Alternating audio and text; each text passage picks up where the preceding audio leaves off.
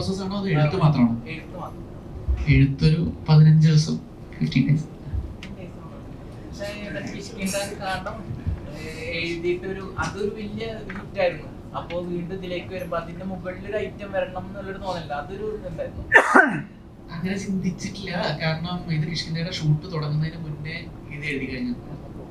അപ്പോ അത് ഏതാണ് ഏതിനേക്കാൾ വലുത് ചെറുതെന്നുള്ളത് എന്റെ കയ്യിലല്ലായിരുന്നു. ഇതിന്റെ രണ്ടും കിഷ്കിന്ധയുടെ പോലും ഷൂട്ടിന് മുന്നേ എഴുതി കഴിഞ്ഞതായതുകൊണ്ട് രണ്ടും ഒരേപോലെ തന്നെ.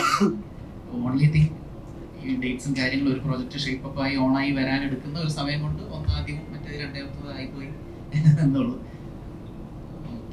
ഈ ഡോഗ്സ് കുരക്കുന്നത് കണ്ടിട്ടുണ്ട്, ഓടുന്നത് കണ്ടിട്ടുണ്ട്, ഫൈറ്റ് ചെയ്യുന്നത് ഇതിലാണ് ഞാൻ ആദ്യമായിട്ട് മലയാളത്തിൽ കാണുന്നത്. അതെങ്ങനെ ട്രെയിൻ ചെയ്യിപ്പിച്ചു? അത് ഇതിന്റെ ഡോഗ് ട്രെയിനർ ജിജേഷ് ഭായ്, പുള്ളിക്കാണ് അതിന്റെ ക്രെഡിറ്റ്.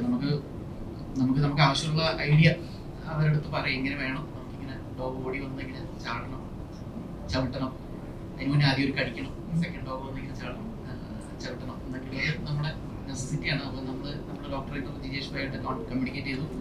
അപ്പോൾ അതിന് ഇപ്പോൾ ഡോഗ് ഒരിക്കലും അഭിനയിക്കില്ല. അപ്പോൾ ഡോഗ് ഒറിജിനലായിട്ട് ചെയ്യുന്ന ഡോഗിനെ അറിയാം. ഒറിജിനലായിട്ട് ആ ആക്ഷൻ ഡോഗിന്റെ കയ്യിൽ നിന്ന് എങ്ങനെ പ്രോംപ്റ്റ് ചെയ്ത് വാങ്ങിക്കാം എന്നുള്ളതിന് ജിജേഷ് ഭായിക്ക് പുള്ളിയുടേതായിട്ടുള്ള കുറെ ഹാക്കുകളും ട്രിക്കുകളും ഉണ്ട്.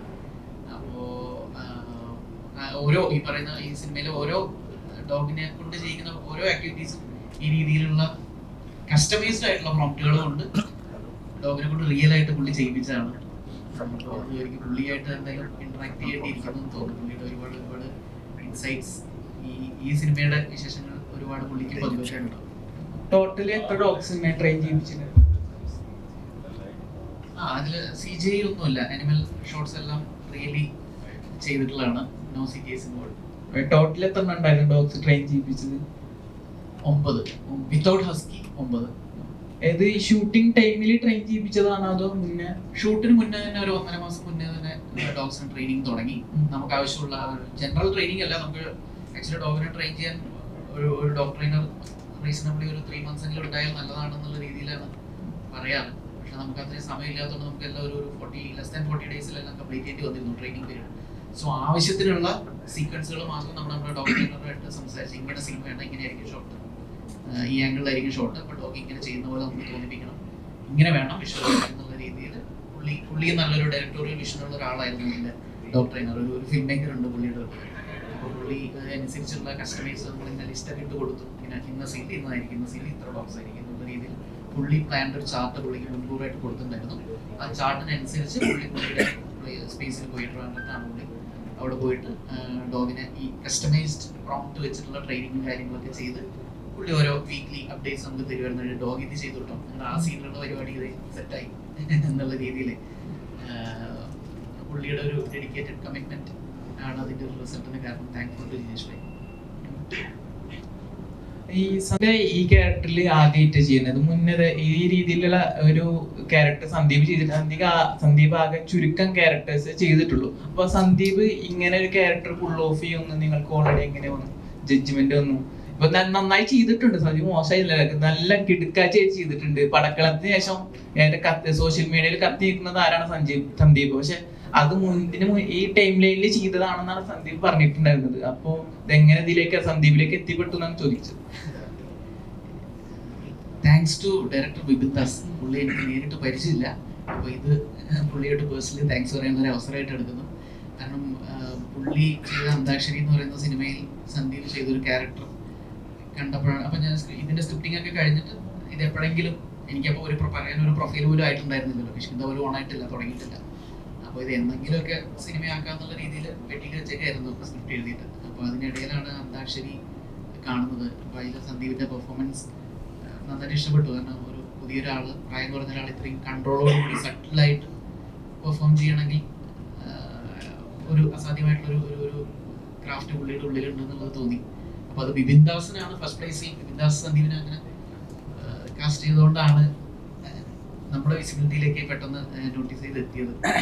അപ്പോൾ അത് പുള്ളിയുടെയാണ് ആക്ച്വലി അടിപൊളി ചോയ്സ്, പുള്ളി എടുത്തതാണ്. അപ്പോൾ നമുക്ക് പിന്നെ എനിക്ക് ഇങ്ങനെ ഒരാളെ കിട്ടിക്കഴിഞ്ഞാൽ നമുക്ക് എങ്ങനെയും അപ്പോൾ ഞാൻ എൻ്റെ ഒരു കസിൻ ബ്രദർ ഉണ്ട്, ഇപ്പം ഗ്രേസ് ഇല്ല എന്നൊക്കെ പറഞ്ഞ ഷോർട്ട് ഫിലിം ചെയ്ത ബിനോയ് രവീന്ദ്രൻ, പുള്ളിയായിട്ടാണ് ആദ്യം ഡിസ്കസ് ചെയ്തത്. ഇവൻ അടിപൊളിയല്ലേ, നമ്മുടെ ഈ യൂസ് എന്ന് പറയുന്ന ക്യാരക്ടറിന് സന്ദീപ് പോലെ ഒരാൾ ചെയ്താൽ എങ്ങനെ ഇരിക്കും. അപ്പോൾ ബിനുവേട്ടനാണ് അഷുറൻസ് എന്നേട്ടോ. അവൻ അടിപൊളിയാണ്. നീ അവൻ്റെ ഷോർട്ട് ഫിലിംസ് ഒന്നും കണ്ടിട്ടില്ലേ? പിന്നെ കുറെ കിടിലൻ ഷോർട്ട് ഫിലിംസ് ഉണ്ട് യൂട്യൂബിൽ. ആണോ ഇത് കാണുക അത് കാണുന്നൊക്കെ പറഞ്ഞ് ദിനേശ് ചേട്ടൻ റൂംമേറ്റ് എന്ന് പറഞ്ഞ ഷോർട്ട് ഫിലിം ആണെന്ന് എനിക്ക് കുറെ എണ്ണം ലിങ്ക് അയച്ചു തന്നു. ആദ്യം കണ്ടത് അതാണ്. പിന്നീട്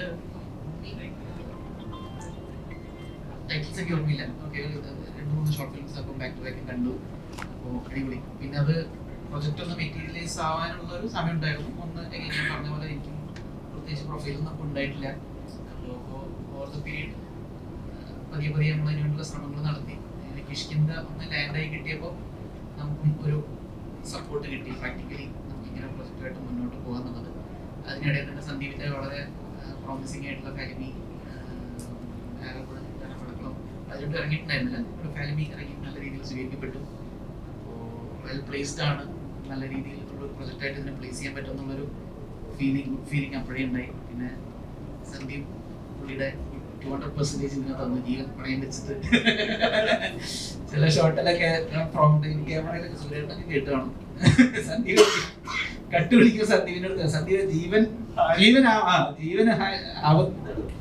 കട്ടുവിളിക്കുക. ജീവന ഹാനി ഉണ്ടെങ്കിൽ മാത്രം കട്ടുവിളിച്ചാൽ മതി, അല്ലെങ്കിൽ നീ ചെയ്തോളാം. എന്നോട് കട്ടുവിളിച്ചോളാം. റിയൽ ടൈം പ്രോംപ്റ്റിംഗ് ഷൂട്ട് ചെയ്തോണ്ടിരിക്കുന്ന റിയൽ ടൈം പ്രോംപ്റ്റിംഗ് ആയിട്ട് സന്ദീപ് അവിടെ ചെയ്തോ ഞാനിപ്പോ ക്യാമറ ഇങ്ങോട്ട് വരികയാണ്, നീ ഇങ്ങോട്ട് തിരിയണേ എന്നൊക്കെ പറഞ്ഞ് പ്രോംപ്റ്റ് ചെയ്യായിരിക്കും. അപ്പൊ ഇതിനവിടെ സ്ട്രഗിൾ ചെയ്യുന്നത് എനിക്ക് കാണാം. അപ്പൊ ഞാൻ പറയും സന്ദീപ് ജീവന് ഹാനി ഉണ്ടെങ്കിൽ കട്ടുപിടിച്ചോട്ടോ. അപ്പൊ അതിനൊക്കെ ഒരു ഡയറിങ് ആയിട്ടുള്ള ഒരു സ്പിരിറ്റ് വേണം. അപ്പൊ അതാണ് ഞാൻ പറഞ്ഞ ഈ പുള്ളി 200% സിനിമയ്ക്ക് വേണ്ടി തന്നിട്ടുണ്ട്. എല്ലാവരും തന്നിട്ടുണ്ട്. പർട്ടിക്കുലർലി ചോദ്യം സന്ദീപിനെ കുറിച്ച് ആയതുകൊണ്ട് അതിന്റെ അക്കൗണ്ടിൽ പറഞ്ഞതുകൊണ്ട് സന്ദീപിന് എന്ത് തോന്നുന്നു? ഭയങ്കരമായിട്ടുള്ള ഒരു പോസിറ്റീവ് ആയിട്ടുള്ള റെസ്പോൺസ് പടക്കളത്തിന് ശേഷം കത്തിക്കേറുന്ന അടുത്തൊരു കത്തിക്കേറലാണത്. എന്ത് തോന്നുന്നു? സന്തോഷം. നമ്മൾ ഇതാണല്ലോ നമ്മുടെ ഹാപ്പിനെസ്. നമ്മുടെ പ്രൊഫഷൻ വെച്ച് നോക്കുമ്പോൾ ഈ ഒരു റെസ്പോൺസ് ഇല്ലെങ്കിൽ ഇങ്ങനെ കിട്ടുന്ന ഹാപ്പിനെസ് ആണ് നമ്മുടെ അറ്റ്മോസ്റ്റ് ഹാപ്പിനെസ് എന്ന് പറയാൻ പറ്റുന്നത്. അപ്പൊ അത് കിട്ടുന്നതിൽ ഒരുപാട് സന്തോഷം. അത് കുറച്ചും കൂടി റെസ്പോൺസിബിലിറ്റി ആണ്. നമുക്ക് നെക്സ്റ്റ് സിനിമ ഇതേ കാര്യങ്ങൾ തന്നെ മീറ്റ് ചെയ്യണം, ഇതിൽ നല്ല റെസ്പോൺസ് കിട്ടണം എന്നുള്ളൊരു റെസ്പോൺസിബിലിറ്റി ആണ് കൂടുതലും നമുക്ക് തോന്നുന്നത്. അതിനൊപ്പം തന്നെ ഹാപ്പിനെസ്സും ഒരുപാട് സന്തോഷം തോന്നുന്നത്. സന്ദീപ് തന്നെയാണോ പൂർണ്ണമായിട്ട് സ്ക്രിപ്റ്റ് സെലക്ട് ചെയ്യാൻ വേറെ ആരുടെയും ചോയ്സ് എടുക്കാറുണ്ടോ? കാരണം സെലക്ട് ചെയ്യുന്ന എല്ലാ സ്ക്രിപ്റ്റും ഭയങ്കര ഒരു ബെസ്റ്റ് ഹിറ്റ് ആവാനുള്ള ഒരു പ്രൊജക്റ്റ് ആണ് ചെയ്യുന്നതൊക്കെ. അപ്പൊ അത് സ്വന്തമായിട്ട് ഡിസിഷൻ തന്നെയോ അതോ ആരാരും ചോദിക്കാറെങ്കിലും? ഇല്ല, സ്ക്രിപ്റ്റ് എന്ന് പറയുന്നത് ഇപ്പം എന്താ ബാക്കിയെല്ലാം നമുക്കിപ്പോ ഒരാളെ എന്താ പറയാ ഒരു ഹെൽപ്പ് എന്ന് പറഞ്ഞുള്ള രീതിയിലേക്ക്. പക്ഷെ സിനിമ എന്ന് പറയുന്നത് ടേസ്റ്റിന്റെ ഒരു ബിസിനസ്സാണ്.